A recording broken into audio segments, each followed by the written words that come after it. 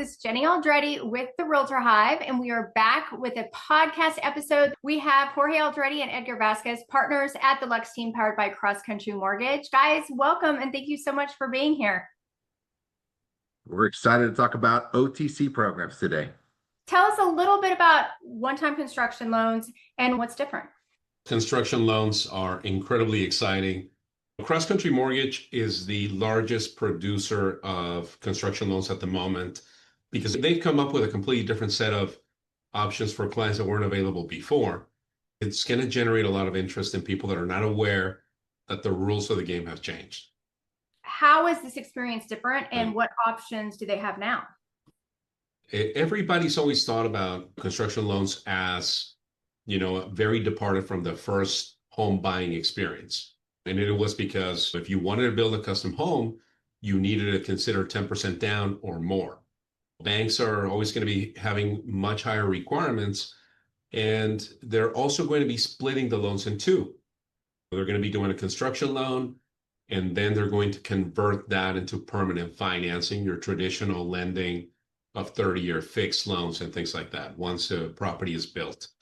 So this changes completely because now, for the first time ever, for some people are going to hear that now you have affordable down payment options in your traditional lending, say, for example, conventional FHA, VA, USDA. They're going to have the exact same parameters on these programs as they would on an existing construction. So VA, 0% down, the same. USDA, 0% down. FHA, 3.5% down. And conventional starting with 5% down. Even though conventional starts with 3% down on existing construction, it is slightly higher on a new build. But nonetheless, like a very affordable option for people that are considering this as a possibility for their first home. You have the lower down payment options, but then you said it's a one-time close. So I'm guessing that means lesser fees because they're not having to close twice. Exactly. It is a whole package built in for convenience and for spending less money on the process, because now you don't have to pay the closing costs of the construction loan, which are expensive. Anytime you're going to close on a construction loan, you're going to pay at least one origination point to start, plus your regular closing fees that go part of the transaction. And then in some cases, it's a little bit more than that. Your cash expense always used to be so much higher that Jorge and we've always set the expectation with clients on those loans when we collaborated with banks for them to be prepared for a larger out-of-pocket expense. It was going to be something that they needed to be prepared for. So 10% down minimum to start, plus all those fees. And then eventually we would stay in the loop in the process so that 4, 5, 6, 8 months down the line, when the property is 75 or 80% complete, then Jorge and I would start originating the permanent loan, the construction to permanent financing. When we would close on that loan, then we would have another set of fees for the client. It was like they're closing all over again. And not only that, but you're subject to whatever the interest rates are at that moment. Now, it can catch you at different spots of the market. If you're in a market where you have declining interest rates, it's not a big deal. But that's just not where we've been. And where we've been over the last 3 years, it's anybody's game. What's going to happen the next day? The level of volatility on rates is unpredictable completely. If we are able to secure somebody on a construction loan now, we close them one time.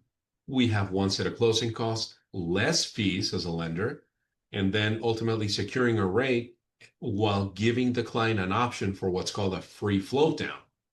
So how awesome is that part that the client can exercise the ability to lower their interest rate when they're ready to lock in permanently on that deal in case the interest rates are a little bit better. So there's nowadays, in these kind of scenarios, there's no reason to consider a different option. And what about land? Because I know you said one-time close, but what if they're buying land with that, or they already own the land? How does that fit into the equation? I'll give you a perfect example, right? There's two ways it can fit in. There's many people that already own land and they're considering construction, right? And they acquire the land with the intent of building on it. In many cases, only to find out that it might have not been as easy initially as they thought based on the conversations that they have with banks. And then there's those that need to do it all in one, acquire the land and build on the land all with the same loan. So regardless of whichever way you're going to do it, there's going to be options for you. So if the example is I had a client, Danny, who already owned enough acreage for him to be able to build a new home in it, and that property was free and clear. The plans and specifications that were set out for him by his builder, including the budget that was set out, was going to be for roughly $700,000, right? The value of that land was estimated to be at around 200,000. But by the time that it was appraised, and keep in mind, the appraisal is a little bit more complex because there's no structure on the property, right? So they have to make comparisons with properties that are already out there that are built based on these specifications, based on these plans. And so by the time they came with value, the value was well overestimated. It appraised for almost 1.2 million. And so the client had $500,000 in equity already built into that home, and that was considered his down payment. So the loan to value, which is a term that we use quite often in the industry to represent how much we're financing in relation to the value of the home, becomes also a big factor of how we price your loan and the confidence that we have as a lender in terms of the equity that you have. So these valuations are going to play a big role for somebody that already owns the land, and then you have others who are starting from scratch. They're just starting with the concept of buying a piece of land and building on it.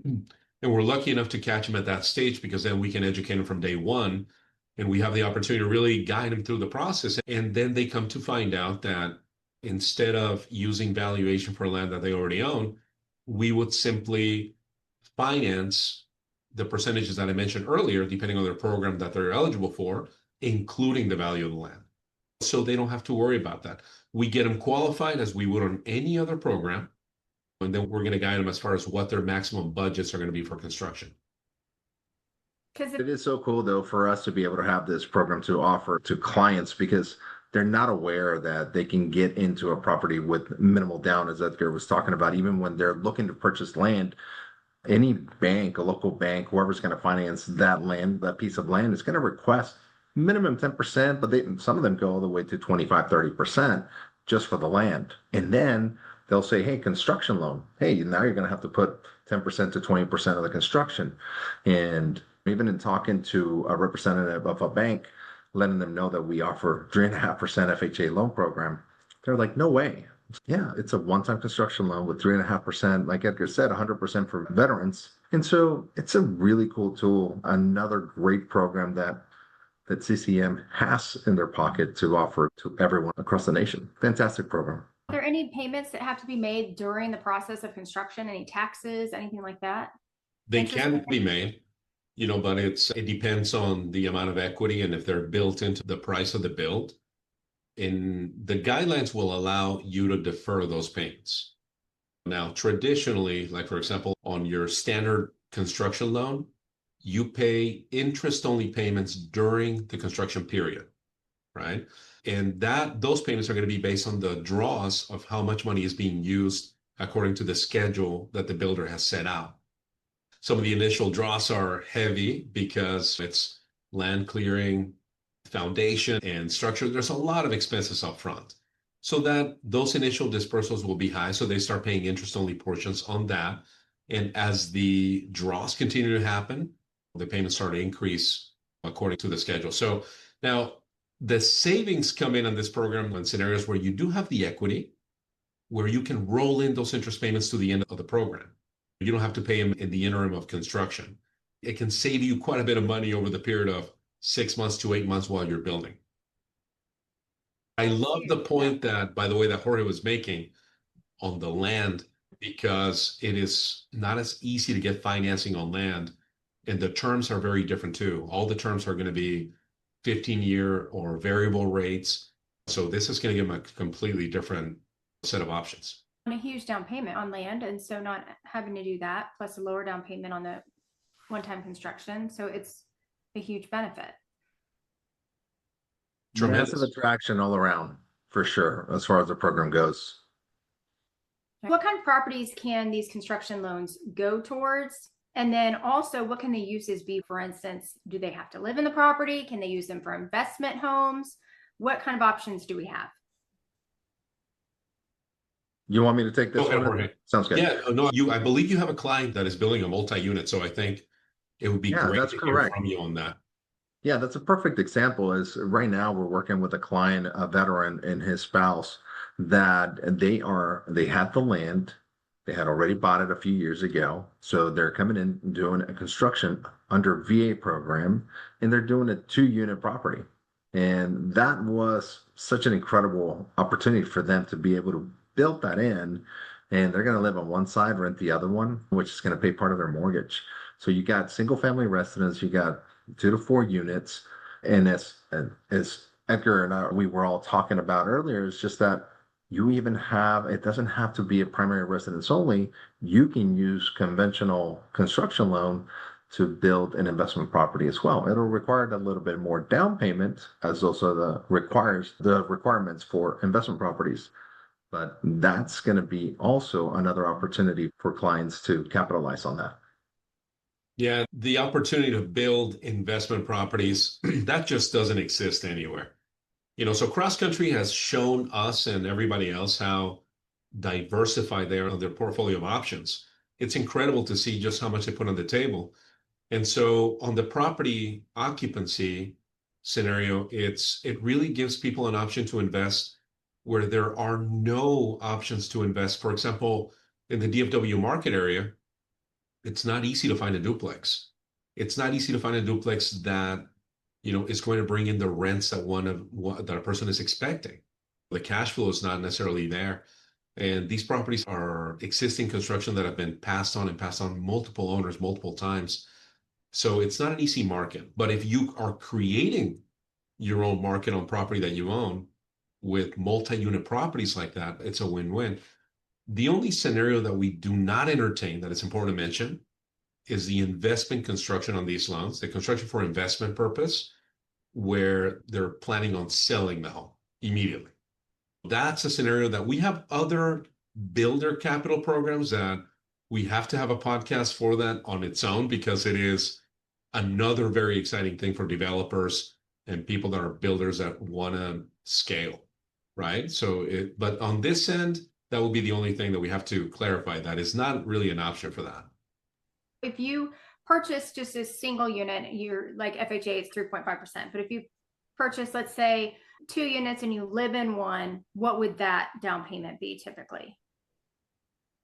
If you're going to live in one, it's going to be identical down payment scenario than if you were buying a single family residence. That's incredible. So you're basically getting a less down payment than you would normally on a construction loan, and you're going to be making money and walking with. That's insane. And then let's say you decide that you don't want to live in either one of them, so it's going to be a long-term investment play. What does that down payment look like? Yeah, so you're going to be looking at conventional starting with 20% down. Okay. Guidelines allow for 15% down on conventional loans, but there's no pricing for that in this market. So truly 20% is where it begins, and 25% gives you some additional pricing incentive, if you will, right? It just prices so much better. There's such a big gap between one and the other. But somebody who's really looking to invest, that's where they would begin. That's still an incredible opportunity. So, especially like you said, because they're creating the market for their own property instead of having to get a property that's been used for years. It probably has to have upgrades. You're having to put money into it, and the margins are going to be less. If you're occupying the property, let's say you have somebody that otherwise would have absolutely no opportunity to buy an investment property, but you have a first-time home buyer who's willing to sacrifice a little bit of their comfort in living in a multi-unit, right? So they're going to lease the other units, and we're going to be able to give them credits up front on the comparable markets are showing on the rental income that are going to come in from the other units that are going to be leased out.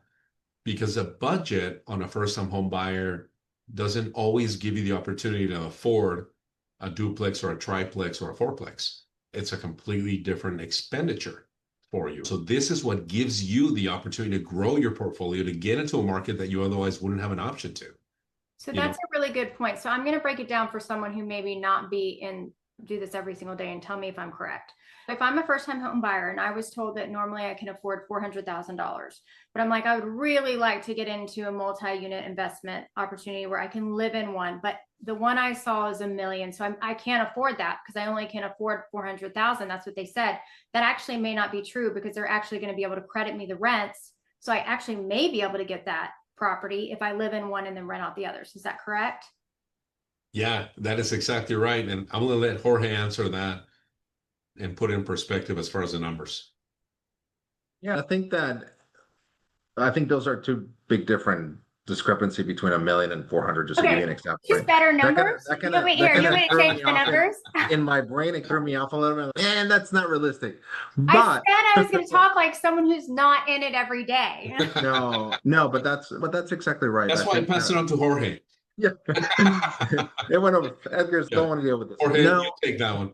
Yeah, no, I think that it is true in the sense like if somebody qualifies for a $400,000 single family residence, they may be able to qualify for, call it a 550 or 600,000 construction loan, a 2-unit or 3-unit or 4-unit, whatever it is, and so on. Just depends on where the rents are for that specific location for that additional unit that is going to be rented out.